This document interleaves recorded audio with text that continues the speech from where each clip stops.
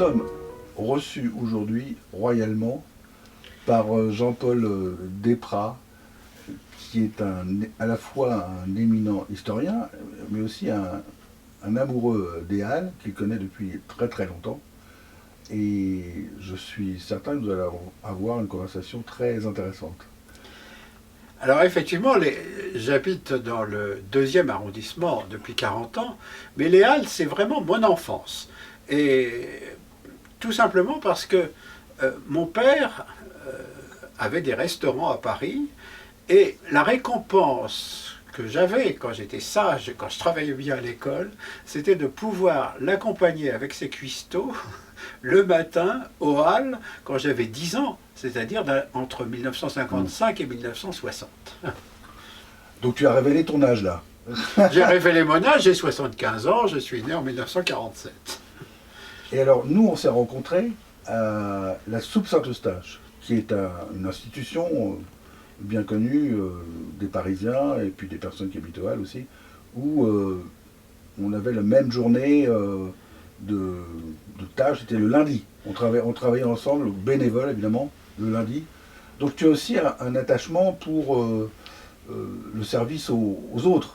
Voilà. Alors, ma paroisse d'élection, c'est Saint-Roch, mais ma paroisse de cœur, c'est depuis toujours Saint-Eustache. Alors, à cause de la musique, parce que la musique à Saint-Eustache, ben, ça fait partie le plus bel orgue de France, 8200 tuyaux, le côté extrêmement vaste du monument. Et puis, j'ai été attiré par tout ce qu'il y a autour de Saint-Eustache, en particulier, justement, les opérations caritatives et la soupe. La soupe, pour moi, c'est une des belles et grandes expériences récentes dans ma vie. Ça c'est formidable, hein. On rencontre des gens formidables, la preuve. On rencontre des gens de partout, à la fois les gens qu'on a réussi, que la soupe a réussi à sortir de la rue, ouais. Hein, qui participent avec nous, et en même temps des gens de tous horizons, des jeunes, beaucoup de jeunes, qui sont dans la banque, qui sont dans les assurances, ouais. qui sont dans le journalisme, et qui veulent vraiment là se tremper dans un monde qu'ils ne connaissent pas, et un monde richissime. Alors, je voudrais rappeler quand même que tu es un historien très connu, que tes œuvres sont des références dans de nombreux domaines dans le XVIIe et XVIIIe siècle. Tu exagères un peu, mais... Non, mais tu as écrit moi j'ai lu le Mirabeau qui était formidable, enfin tu es un spécialiste de cette période, de certains personnages, et je crois que certains de ces personnages ont fréquenté le premier les Halles. Ben, exactement. Moi je vis dans un immeuble 53 rue Sainte-Anne, où, par exemple, au moment de la Révolution, quand le roi et la reine ont été ramenés de force en octobre 89, s'est installé au premier étage, dans ce qui est d'ailleurs mon bureau le plus courant, s'est installé Axel de Fersen, pour être près de la reine. Et par mes fenêtres, je vois en face l'appartement dans lequel est mort Bossuet. Axel de Fersen, pour ceux qui ne le savent pas, aurait été l'amant de la reine. Bon, les choses ne sont pas prouvées, mais en tout cas, c'est le protecteur de la reine, c'est lui qui organise, par exemple, l'échappée de Varennes, qui va très mal se terminer. Et en face est mort Bossuet.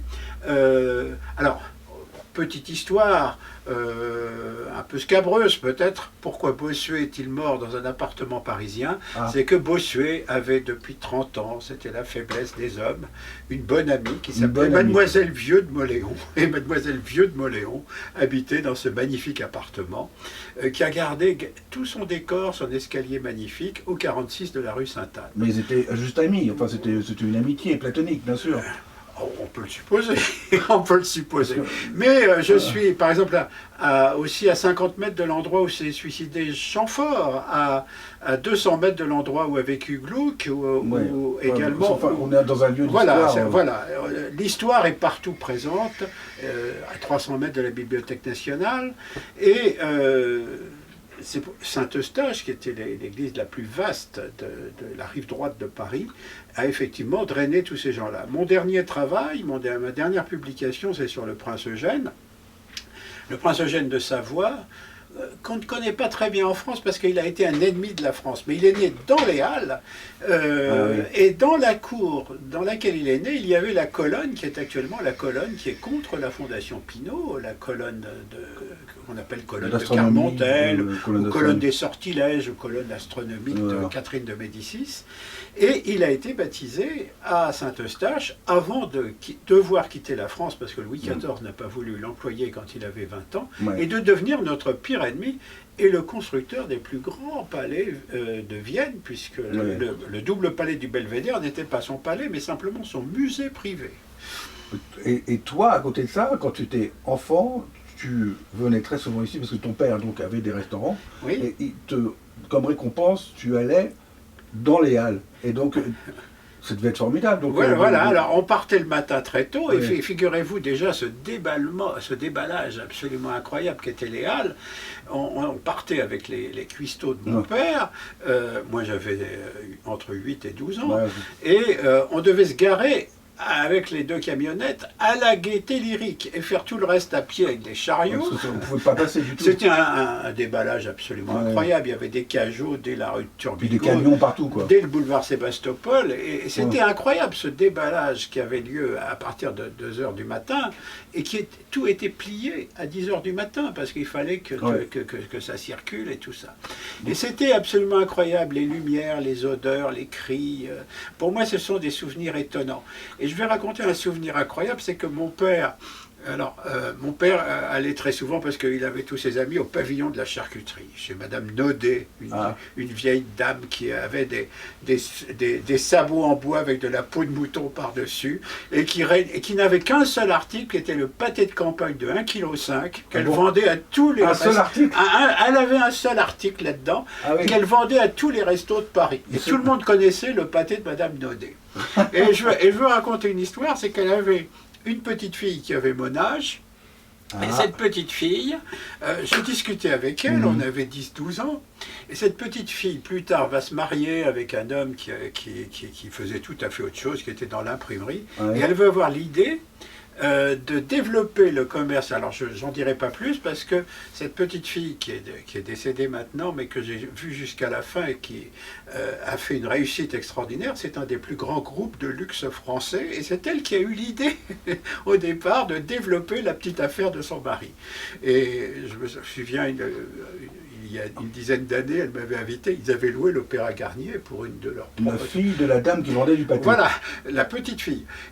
Voilà, et ils avaient loué l'Opéra Garnier pour une de leurs opérations publicitaires, et elle me disait, oh Jean-Paul, vous êtes le seul à vous souvenir de la maison du pâté, et vous pourriez en parler à mes petits-enfants qui ont tous fait HEC, des universités américaines, pour leur rappeler tout de même d'où on vient.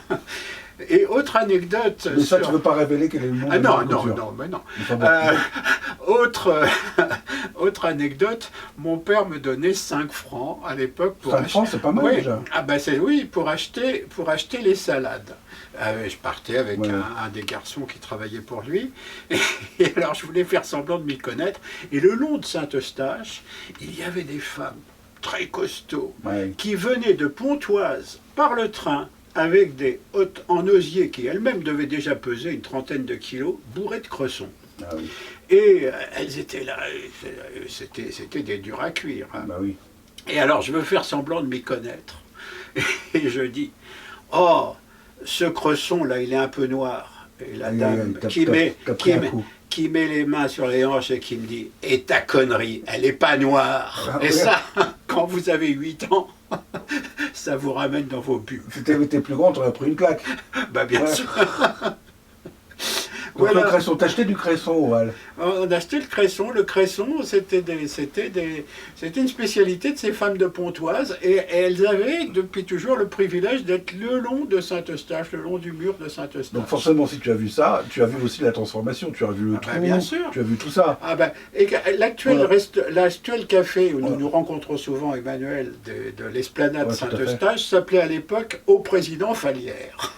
Donc, ah oui, c'est un petit bail. D'ailleurs, Et moi, je l'ai connu, j'avais encore 25 ans, quand le nom a changé, quand c'est devenu l'Esplanade, et j'ai dit au patron, mais pourquoi vous avez changé ce nom? Il dit, mais qui se souvient du président Fallières? Voilà. Voilà. Et on allait prendre le café après, dans le café du président Fallières. Tu as vu le Trou des Halles, j'ai vu le Trou des Halles, film, etc.